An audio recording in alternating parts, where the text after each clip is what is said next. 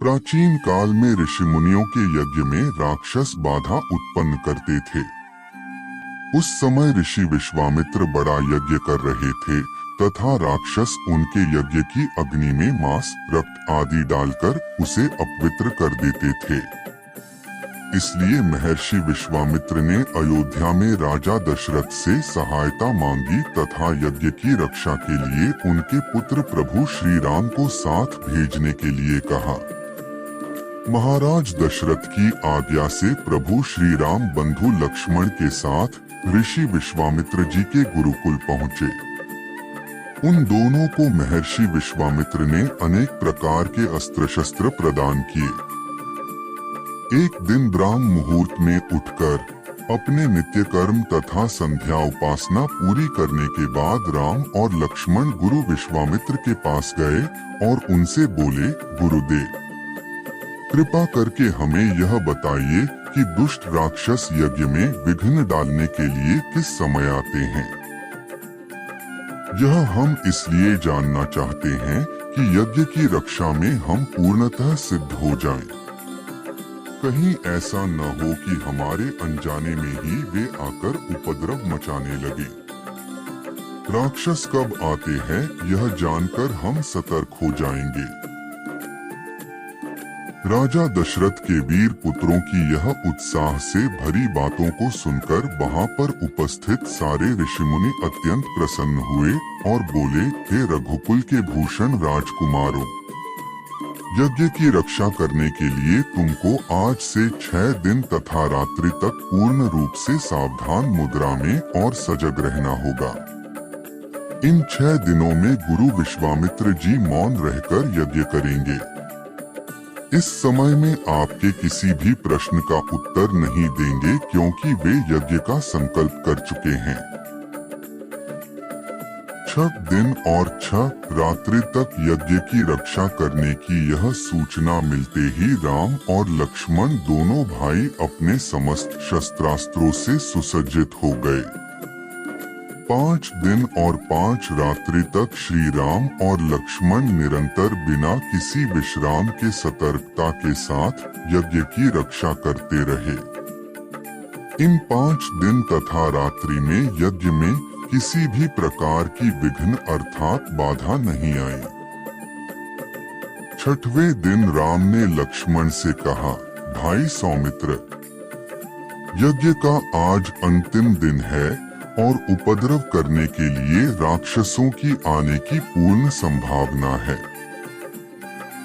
आज हमें विशेष रूप से सावधान रहने की आवश्यकता है। तनिक भी असावधान हो गए तो गुरुदेव जी का यज्ञ और हमारा सारा परिश्रम निष्फल और निरर्थक हो सकते हैं। राम ने लक्ष्मण को अभी सतर्क किया ही था कि उसी समय यज्ञ के लिए जो सामग्री, चमस, समिधा आदि आश्रम में रखे थे वह अपने आप भभक उठे। अचानक आकाश से मेघों के गरजने की आवाज आने लगी। सैकड़ों बिजलियां तड़कने की आवाज आने लगी। उसके बाद मारीच और सुबाहु की राक्षसी सेना यज्ञ के स्थान पर रक्त, मांस, मज्जा, अस्थियों आदि की वर्षा करने लगी।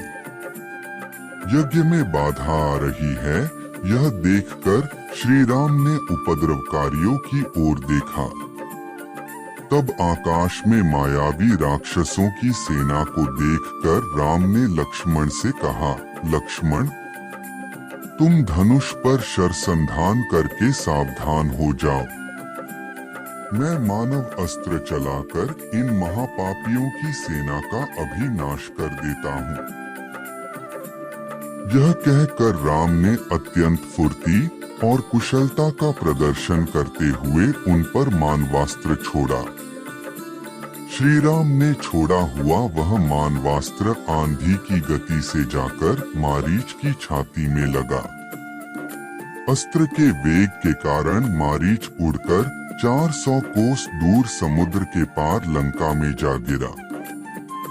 इसके पश्चात राम ने आकाश में आग्नेयास्त्र फेंका जिससे अग्नि की एक भयंकर ज्वाला निकली और उसने सुबाहु को चारों ओर से घेर लिया।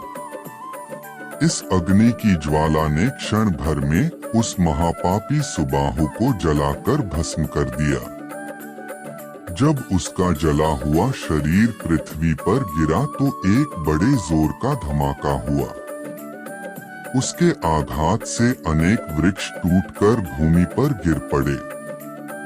मारीच और सुबाहु पर आक्रमण समाप्त करके राम ने बचे हुए राक्षसों का नाश करने के लिए वायव्य नामक अस्त्र छोड़ दिया। उस अस्त्र के प्रहार से राक्षसों की विशाल सेना के वीरों की मृत्यु होकर वे ओलों की भांति भूमि पर गिरने लगे।